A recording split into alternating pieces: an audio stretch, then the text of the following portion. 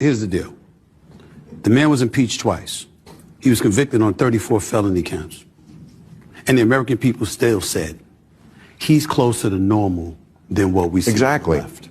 That's what they're saying. He's closer to normal. Why? Because something that pertains, when you talk about the transgender community, for example, and you're talking about the issues that pertain to less than 1% of the population, the Democratic Party came across as if that was a priority more so than the other issues. And so he comes into office. Now you're talking about childbirth, citizenship, and what have you. He knows that's not going to pass the mustard, but he knows that he made that promise. So when he shows up week 1 on Capitol Hill and he says, this is what we're going to do through an executive order, even though it's going to be shot down through the courts and what have you, he's saying, I kept my promise. A lot of other things that he's going to point to that he's going to try to do. I kept my promise. Then you turn around and you look at the left and you say, what promises did you keep? Now, you might know the answer to that. I'm certainly not questioning your knowledge about that at all. What I'm saying is what resonated with the voter. What voter out there can look at the Democratic Party at this moment in time and say, there's a voice for us, somebody that speaks for us, that goes up on Capitol Hill and fights the fights that we want them fighting on our behalf. They didn't do that.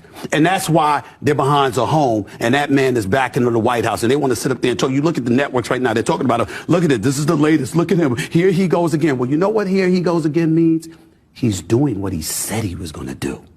He promised you he was going to do these things, and he walked into office week 1, and that's exactly what he's doing, and he's saying, y'all do something about it. And when you try to do something about it, he's going to say, look at them now. Now they're concerned about these issues. Were they talking about that during the campaign? Hell no.